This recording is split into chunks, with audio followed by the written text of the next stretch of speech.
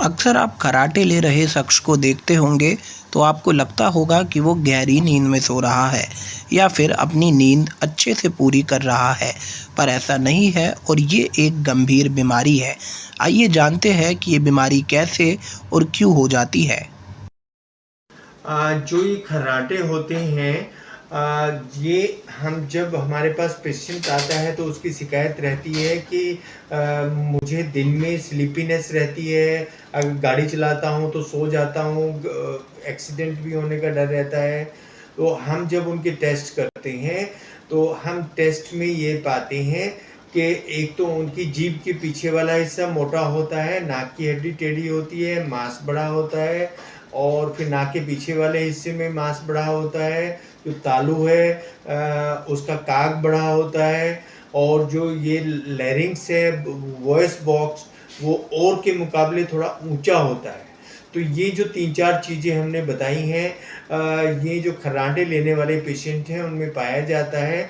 और जब वो रात को खर्राटे लेते हैं तो ऐसे में उनका ऑक्सीजन सैचुरेशन जो कि 95 होना चाहिए वो 60 तक पहुंच जाता है, और वो जो आवाज़ करते हैं उससे आसपास के लोगों का डिस्टर्बेंस रहता है। तो वो जो स्लीप है, वो ऐसा लगता है कि खर्राटे वाली स्लीप है तो बहुत अच्छी होगी, वो अच्छी स्लीप नहीं है। उसमें जितना ऑक्सीजन हमारे शरीर में जाना चाहिए उतना ऑक्सीजन नहीं जाता है। और जो अच्छी स्लीप में हमें एक तो कुछ हार्मोन्स रिलीज होते हैं, जैसे ग्रोथ हार्मोन रिलीज होता है, वो नहीं होता है।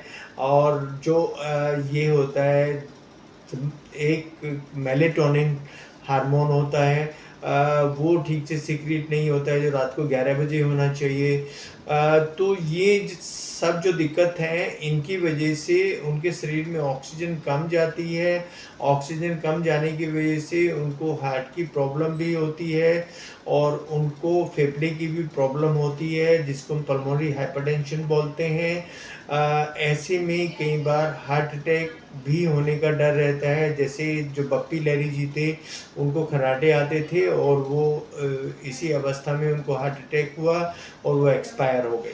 तो ये जो बीमारी है इसको इलाज करना बहुत ज़रूरी है।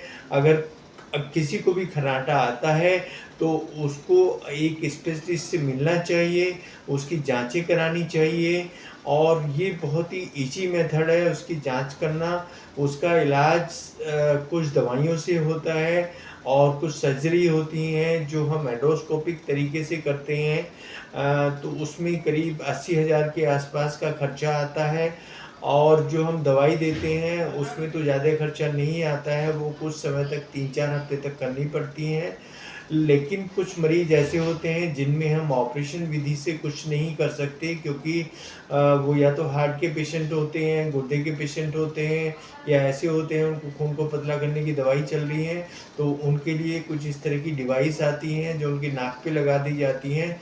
और जो आने वाले खर्राटे हैं उनको वो हाई प्रेशर एयर देके उनको कम करते हैं।